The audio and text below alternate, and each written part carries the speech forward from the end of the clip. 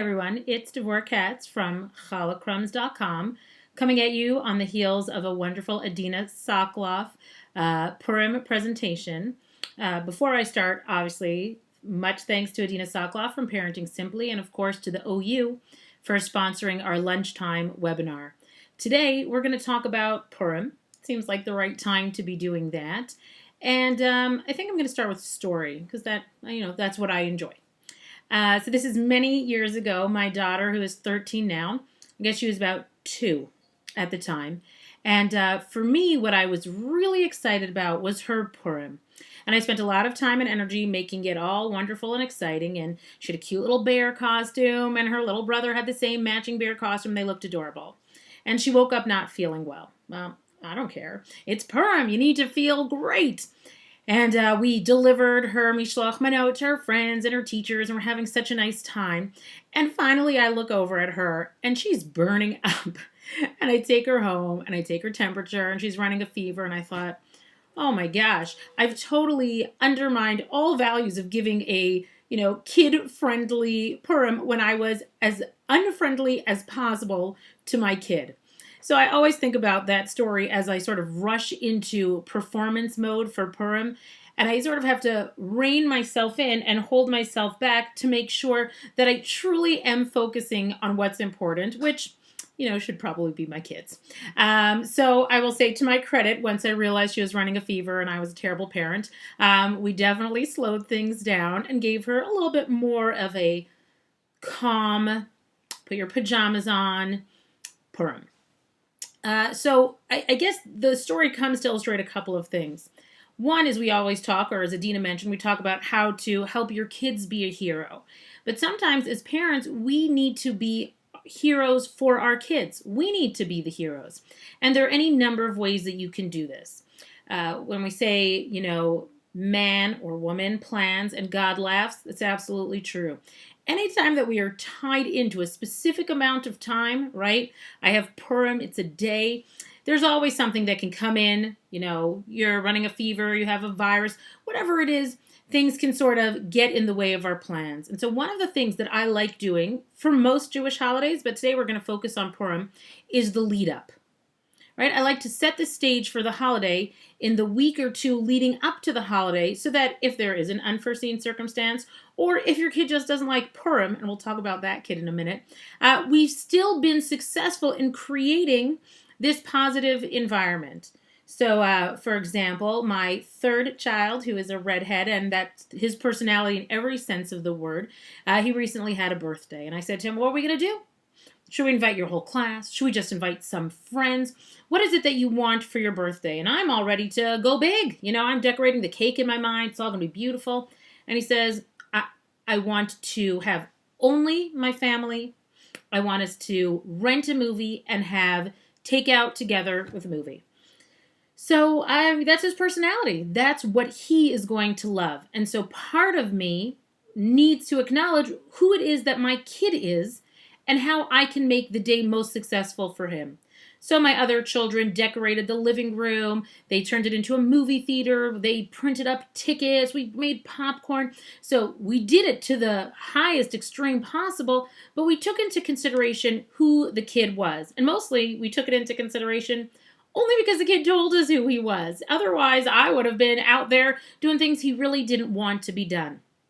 Purim is the perfect example of this. There are kids, most notably even that kid, who will spend 364 days a year talking about his costume. It changes every 48 hours, and I have to feign interest for 12 months, knowing full well that tomorrow it's going to be a different costume. Tomorrow he has a different plan. He's going to dress up as something different. But it's the anticipation for him that is so significant, and I have to take that anticipation into account. But I also have kids where the day is just a complete sensory overload. And really, if we're talking about the things that we're putting on our kids, it's tons of sugar. There's no routine. There are people coming and going for people who are scared of costumes. It could be potentially a very unpleasant holiday. So the first thing that I would say in preparing for Purim is really know your audience. And your audience is your kids. You're going to be the hero for your kids. So if there's a kid that hates Purim and is overwhelmed by it, Acknowledge that. If there's a kid that goes all in and this is the year to shine and they're spraying their hair green, acknowledge that also. We sort of want to give this freedom of expression in all venues, meaning for the kid who doesn't love it and for the kid who does love it. I would say that for the children who enjoy routine or require routine, one of the things that I find successful is literally writing a schedule of the day for your kids to see. This is the time we're going to listen to Megillah. When Megillah is over, we're going to go home. Everyone is going to collect the Mishlochei Manot that they have made. And this is the map of how we're going to deliver them. We're going to go here and there and there, whatever it is, so that my child has a very strong sense of understanding of what is going to happen. For a kid who doesn't like surprises, this isn't the ideal day, so you want to make sure that you are making it as comfortable and user-friendly as possible. You're not hiding anything, and you're explaining. People are going to come to our house. We're going to go to other people's houses. And that's how the day unwinds. For all kids, the ones who love it and the ones who don't love it as much, I would say you want to schedule in rest time at some point. Meaning, in between, after your Mishlochei Manot have been delivered, before the Suda, you want to make sure that your kids have an hour of quiet. And, forgive me to all parenting gods and goddesses out there, if that means turning on the TV for an hour, letting them go on the computer for an hour, whatever it is, you want to give them that unwind time. Because if they're going full gas for an entire day, it is just a recipe for meltdowns. And this truly is the day of meltdowns. I remember very well when we went to Disney, I read all the books before going to Disney. You feel like you're doing it, you've got to do it great. And so I read everything and I was prepared. And one of the best pieces of advice that I got from reading my books on Disney was this. You assume that you are taking your kids to the happiest place on earth and everyone must be happy. It's a lie. Your kids are the same personality they are back in their house at home as they are in Disney. Kids that get frazzled, kids that need to eat on time, kids that need direction, kids that need encouragement. Everybody's the same. It's not that the magic wand hits you and you're totally a different person full of happiness and joy and love when you're in Disney. Not true. You're going to be the same person if you're in Disney, and you're going to be the same person if you're at home. On Purim, which is this great day, and it's full of candy, and it's so fun and friendly and exciting, you're going to be the same person, and that's okay. The person you are is pretty awesome. Your kids, I'm sure, are wonderfully awesome, but we need to acknowledge who they are and allow them to be who they are on that day. That means if there's a school or a shul carnival or a community event that one or two of your younger kids will be scared of or overwhelmed by, it's okay. It's okay not to push them, and it's okay not to go. It's okay to know who your kid is. And I think that that's really one of the strongest messages because it alleviates the pressure of the day. It alleviates this need of making sure that all Mishloach Manot go out and making sure that the kid, it's fine. Whatever works for them, you're going to allow it to work for them, and that will be successful for them. In the 2 weeks or so leading up to Purim, I like to maximize dinner time. We are fortunate enough that we eat dinner together every night. And so one of the nice things that we do, and I've talked about this often, is bringing the vocabulary of Purim to your kids. That means that the words that are new and unfamiliar to us, that we use only at this holiday, we're comfortable talking about them frequently with our kids. You want to work the words Megillah, Grager, or Rashan for your noisemaker. You want to tell the story of what happens, and you want to explain what goes on Purim, so that the kid, first of all, feels successful at school when they can share their knowledge about Purim, but also so the kid really feels part of the anticipation leading up to Purim. So it's not something that just sort of falls on him or falls on her quickly one day in and out, but rather you want to use this opportunity as a teaching moment or moments as experience that leads up to Purim. And there are a bunch of cute ways to do it. Some are more obvious, and some are just little ways to encourage dialogue and to pass over that knowledge. So obviously we have a Hamantashen day where the kids are making Hamantashen. So that's a great process. I always find that kitchen time is great talking time. Kids seem to open up. There's no TV. Maybe there's some music in the background, but they have this opportunity to really connect with you. So one of the things that you can do is obviously your standard favorite recipe or recipes on chalacrums.com that will give you the perfect Hamantashen recipe. But you want to talk about how you fill your Hamantashen. Are you doing jellies and jams or chocolates or peanut butter. There's a whole discussion to be had, and that's a great afternoon activity, especially for younger kids. It's not a particularly difficult cookie to make, and that's really something that you can make and freeze before Purim. So that's one way of talking about Purim. I like doing, again, I mentioned that dinner times are big times for us. And so, we can sort of chart the growth of our kids through highs and lows. Not all the time. Let's be honest. It's not the Brady Bunch in my house. But a couple of times a week, we play highs and lows where we go around the table and each kid says a high and a low of that day so that we're hearing what's going on. And now we're going to add something in before Purim. So, for example, one night I will serve dinner and everybody will have a mask just next to their plate. Why? Just so that we can say, Purim's coming up, isn't that exciting? I don't need more than that, depending on the age of your kids, really. 2, 3, 4, 5-year-old. What more do you need than to be just a little bit happy? You have a little mask to put on. Everybody wears their masks at dinner. It's so nice and fun and cute. Wonderful. You don't really need more than that. But what I've done is I've introduced the idea of Purim to the kids in a very, very simple way. One night I'll put these guys. Oh, the cheap brand. That should make noise but doesn't. I'll put little noise makers so that I can, again, talk about when we make noise. The younger kids can share, when we hear Haman, who's Haman? So again, I'm offering up this opportunity to discuss Purim with the kids. It's very simple. It doesn't take a lot of time. Pretty much anything I find, you can find at Michael's or Joann's or Oriental Trading. They're all very cheap and very easily accessible. And so that's something that is an easy, nice thing to do with your kids. As kids get older, you want to incorporate crafts. I usually pick a theme and focus on it. This year I did with my younger kids, noisemakers or Ra'ashan. So this one of my children made, so we'll, leave the artistic discussion on the side. But this was a very simple project to make. If I could deconstruct it, I would show you that this is a matchbox that has no matches in it. And then my son pulled it out and stuck rice in. You can hear that. Rice. And then I actually used contact paper here for them to cover it. I didn't love it. You can just use regular wrapping paper and some Scotch tape to cover it up. And then I found these beaded stickers, and they covered it in beaded stickers. We added a popsicle stick into the matchbox, and it's a very, very simple Ra'ashan. They're very excited. Another thing that's nice is my kindergarten age, my 4-year-old, brought his to school to show his teacher. So he got very proud of it. And that also gave us, really, this project, 20 minutes, maybe, maximum. It's things you should have lying around your house, whatever stickers you've got around, whatever popsicle sticks you've got around. And it's a really, really easy project, and they're very excited to bring it to shul. Another thing I talk about often with all Jewish holidays is giving your child ownership of the experience. Meaning I can come and show them what it is that Purim is and how it's done, and they can see me in the kitchen working really hard. But that's not what I want their experience to be.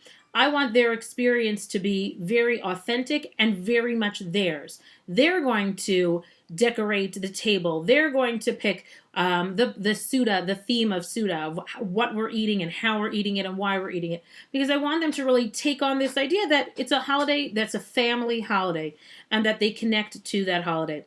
That becomes something that's important. My eyes are going to wander while I check my notes because I'm always nervous that I forget something. I'm doing pretty well. Let me show you a couple of other ideas for Rosh Hashanah. That's one of the things that we're doing this year. I guess what I would suggest is taking a jar of baby food or something that is that size. Again, I don't know what it is, but for some reason, everybody loves storage containers. In the past few years, you can find pretty much any size of anything at Target, Michael's, online. But you're looking for something that's the size of a baby food jar. And what you're going to do with that is you're going to, depending on the age of the kid, again, you can be using stickers, you can be using, I'm not sure why these became very popular in my house recently, but all these really colorful buttons. The buttons can actually be double purpose, right? They can be used inside the baby jar to make the Ra'ashan sound, the sound of the grugger, or they can be glued on the outside. Depending on the age is really what you're going to work with. So for my kids that are not necessarily quiet through Megillah reading, what I will do is I will fill a baby jar with them. This is their anticipation. They get excited with M&Ms or with Mike and Ike's so that when they shake it, they can hear it, and it is the purpose of a Ra'ashan, of a noisemaker. But also when they get bored, because let's be honest, Megillat Esther is not a simple thing for young kids to sit through. When they get bored, they can open up the baby food jar that they've decorated, and they can start eating a little bit during the Megillah so that their noisemaker gets a little bit quieter as time goes by. We're not as concerned with the amount of noise they're going to make. That's another Ra'ashan that's very popular. Depending on your kids' interests, you can make a Lego Ra'ashan, either making it out of Lego or borrowing some Lego pieces. Again, they can fit into anything. As we all know as parents, most things make a lot of noise. So even if you want to do a simple Ra'ashan with a Ziploc bag and Lego pieces and the kid's name on the front so she or he can shake it throughout, that's great. Or any sort of jar, big jar, medium-sized jar, if you put Legos in. It's, again, something that they enjoy. So you're taking things that are meaningful to them and you're incorporating them into the world of Purim. One of my favorites is always place cards, making place cards with whoever is staying, with whoever is coming for the meal. That's another great thing that your kid can be involved in for the Suda before it happens, so that the Suda can be set with them in mind. Mishloach manot is another big deal depending on who your kid is and what your kid enjoys. I have one child who likes to give to his 4 closest friends, and that's enough. And I have one child who recognizes the economics of giving more, getting more, and so he'll give to, his entire grade of 30 kids. So depending on who it is and what you want to give, you want to decide in advance with your kids. Make a list of who they're giving to and map it out. Different kids can go in different directions. My older kids can go on their own. My younger kids need us. I find that I love mapping with my kids, meaning you're making a map of the area. It's also smart for your kids to know, their way around. But you're making a map, and the kid has that paper to hold in his or her hand as they're walking to figure out exactly the route that they're going on to deliver their Mishloach Manot. I use this technique with almost everything. I will say that for Simchat Torah, when my kid was, I think that he was 4 at the time, and it was just a lot going on. And I said to him, this is what we're going to do. And I took actually a big Bristol board, and I said, we are going to go to shul. You are going to go with Abba. You are going to kiss the Torah. You are going to get a candy, and you are going to come home. And he memorized it, meaning there was a lot of safety in knowing exactly what was going to happen. You usually walk into shul and there's no one dancing. That's very confusing for a 4-year-old. But the fact that he knew, Simchat Torah, I'm going to go, I'm going to dance with my father, I'm going to kiss the Torah, I'm going to get a candy. In his mind, he had set very clear parameters. And he was so excited that for the week leading up to Simchat Torah, remember my every night we eat dinner together. So he would take that poster and he would explain it to us every single night. We would have to sit through it, listen to him tell us exactly what was going to happen. But on Simchat Torah, he was very successful. It really worked out well for him. The same idea with Mishloach Manot. As we all know, Mishloach Manot is just some kind of elaborate ruse to take all Halloween candy and repackage it for Purim. I usually will give my kids a specific amount that they can eat right then. I've heard lots of different views on this. But usually what I do is I give them a bag. They take out their most prized, wonderful candies that they can't live without. And then we make sure that we donate the rest of it to the less fortunate. That way, there's always an element of charity in what we do. We want kids to understand that there's a bigger world out there that's bigger than them and their immediate needs. So we enjoy that very much. I have friends who say to their kids, you can eat whatever you want all Purim long, but the minute that this holiday ends, we are shutting it down. And so the kids stuff their faces for the day, and then they're done. Not certain that that's really the best for stomach aches, but at least you know that it is a limited amount and not an unlimited amount. Again, each kid, you sort of need to recognize what is best for them, what their limits should be, and how those limits should be enforced. I always, we feel very strongly that at the end of Purim, Our Suda ends early enough that our kids come home at an hour where they can take their baths, they can take their showers, they can put on pajamas, and they can relax. Meaning the day is so intense, the day has so much going on that really what we want to make sure is that we're the grown-ups here. And I sort of want to tangent into the world of drinking on Purim, but really what I want to say about it is don't do that. But even in a limited amount, you want to make sure that your kids understand that they are the focal point of the day. And as the day winds down and you've done well by them, meaning you have spent those 2 weeks leading up to it with different crafts that you can find on the site or different coloring pages. Also, I would say the same way we often pack a bag when we go to shul because you're not sure how long a kid is going to be successful for. And here there's this additional element of pressure that you're not really supposed to, you need to hear every word of the Megillah. And if you have a young kid, know what your kids are capable of, right? Don't set them up for failure. You don't want to be frustrated because your 3-year-old needs to leave. If you know your 3-year-old is going to need to leave, arrange a time to go to Megillah a little bit with your 3-year-old, and then you'll hear it later on in the night or in the day. You want to make sure that you set your kid up to succeed and not to be a source of frustration. So we'll bring a book, we'll bring a bag with some books, with some more candy, maybe with another noisemaker that has extra candy. You just want to keep your kid quietly entertained for as long as possible. But if you have a solid lead up to the day with craft projects, with activities, with coloring pages, with discussions at dinner, with little treats going into their bags, sometimes I'll just stick one of these in their lunch bags on their way to school as the days lead up to Purim, just to get in the feel of it. Really, you are truly being your children's heroes by championing their interests, by knowing what they do best, and by helping them have a very successful Purim. Obviously, Chag Sameach, a wonderful Purim to you all. Check out our site. We got some great things going on there. Thank you, OU. Thank you, Adina Sokoloff, and take care. Bye-bye.